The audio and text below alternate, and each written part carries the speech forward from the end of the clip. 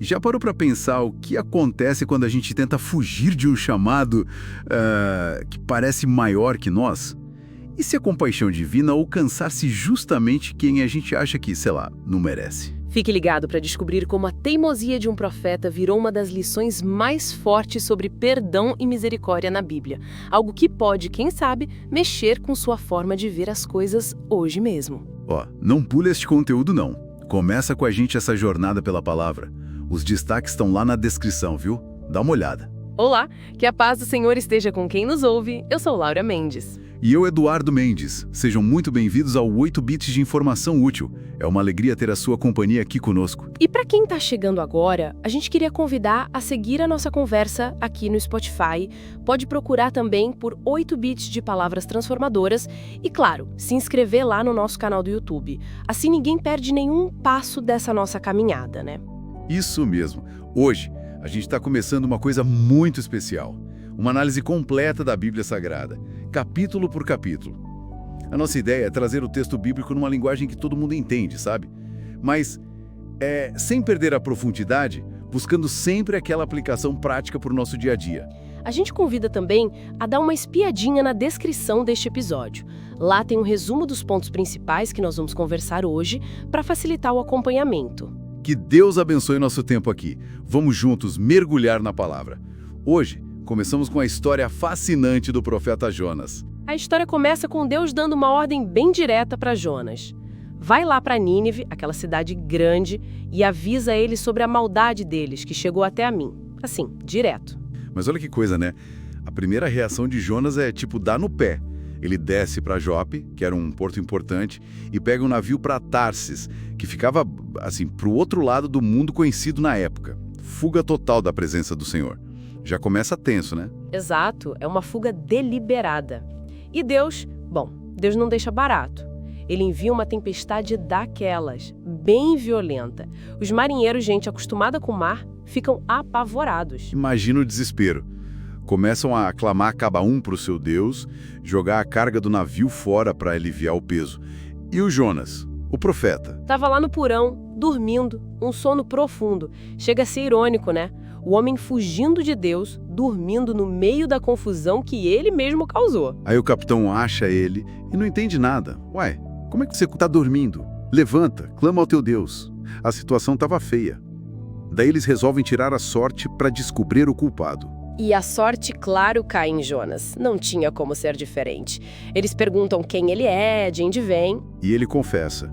Diz que é hebreu, que teme ao Senhor, o Deus que fez o céu e a terra, e que está fugindo dele. Imagina a cara dos marinheiros. O medo deles deve ter dobrado. Com certeza. Eles perguntam o que fazer, porque o mar só piorava, e Jonas, aí, ele assume a responsabilidade. Ele fala, me joguem no mar que ele vai se acalmar. Sou eu o culpado por essa tempestade. É um momento forte, né? Mesmo assim, os marinheiros ainda hesitam. Tentam remar de volta para a terra, não queriam ter o sangue deles nas mãos. Chegam a orar ao Deus de Jonas. Sim, pedem para não morrerem por causa da vida daquele homem. Mas não teve jeito, tiveram que lançá-lo ao mar. E na hora, o mar se acalmou. Impressionante. Aqueles homens ficaram tomados de um temor imenso por Deus. Ofereceram sacrifícios, fizeram votos. Olha como Deus se revela até no meio da crise para quem nem o conhecia direito. E aí vem aquela parte extraordinária. Deus tinha preparado um grande peixe para engolir Jonas. E ele fica ali dentro do peixe por 3 dias e 3 noites. Que situação! Imagina. E lá de dentro do capítulo 2 vem a oração dele. É uma oração assim, de profunda angústia. Ele diz que clama do ventre do abismo, mas ao mesmo tempo é uma oração de fé. Exato, ele reconhece que foi Deus quem o lançou ali, nas profundezas. Mas ele confia que vai voltar a ver o templo. É uma mistura de desespero e esperança. E tem aquela declaração central, né? Do Senhor vem a salvação. Ele reconhece a soberania de Deus, rejeita os ídolos inúteis e promete cumprir o que tinha votado. E logo depois disso, Deus dá a ordem ao peixe e o peixe vomita Jonas em terra seca. É um resgate impressionante. Mostra que mesmo na desobediência, a misericórdia de Deus ainda estava ali, né? Totalmente. Aí, capítulo 3, a palavra do Senhor vem para Jonas pela segunda vez. A mesma ordem. Levanta, vai à grande cidade de Nínive e prega contra ela a mensagem que eu te digo. E dessa vez Jonas obedece. Parece que a experiência no peixe deu uma lição, né? Ele vai para Nínive. Chega lá e prega. A mensagem é curta e grossa. Ainda 40 dias e Nínive será subvertida. Bem direta. E o resultado? É talvez a parte mais surpreendente para Jonas e para nós também.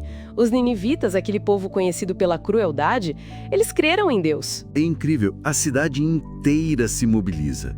Proclamam jejum, se vestem de pano de saco, desde o maior até o menor.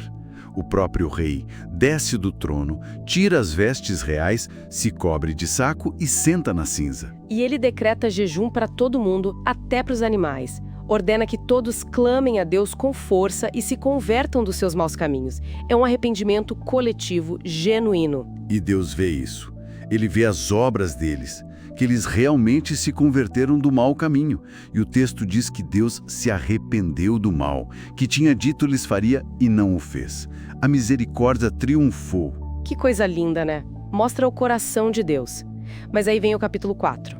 E a reação de Jonas é chocante. Diz: "Ah, Senhor, não foi isso que eu disse quando ainda estava na minha terra. Foi por isso que eu fugi para Tarsis. Eu sabia que tu és Deus compassivo, misericordioso, tardio em irar-te e grande em benignidade, e que te arrependes do mal." Ele tá bravo porque Deus foi bom. Ele preferia que Nínive fosse destruída. Chegar a pedir a morte para si mesmo. É, assim, um espelho duro de como a gente pode ser às vezes. Muito duro. Deus, com uma paciência incrível, só pergunta: "É razoável essa sua ira?" Jonas nem responde direito, sai da cidade, faz uma cabaninha para ele e fica lá, esperando para ver o que ia acontecer. Aí Deus usa uma pedagogia bem prática.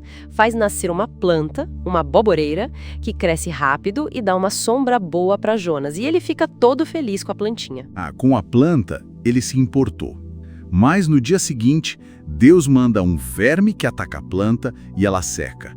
E ainda manda um vento oriental quente e o sol forte para castigar Jonas. E Jonas, de novo, fica irado, deseja a morte, agora por causa da planta que morreu. É quase infantil, né? Sim, e Deus pergunta de novo: "Você tem razão para ficar tão irado por causa da planta?" E Jonas insiste: Tenho razão para estar com raiva de morte. E aí vem o cheque-mate de Deus. A lição final, que fica ecoando. Você teve compaixão da aboboreira pela qual você não trabalhou nem a fez crescer, que numa noite nasceu e numa noite pereceu.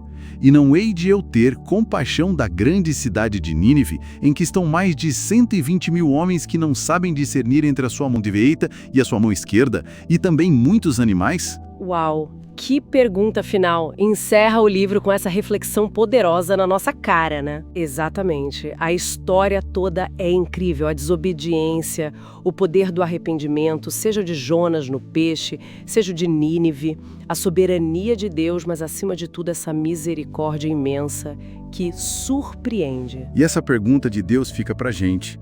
Será que a gente não valoriza mais as nossas aboboreiras, nosso conforto, nosso mundinho, do que a vida de pessoas que são diferentes, que a gente talvez julgue, que a gente considere perdidas?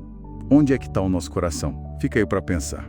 É uma ótima reflexão para a semana. A gente agradece demais a companhia de todo mundo nessa estreia da nossa jornada bíblica. Foi muito bom. E não esquece, viu? Segue a gente aqui, se inscreve lá no YouTube para não perder os próximos capítulos dessa conversa. Que a graça e a paz de Deus, que a gente viu tão forte aqui em Jonas, fiquem com todos nós. Até a próxima. Até a próxima, pessoal.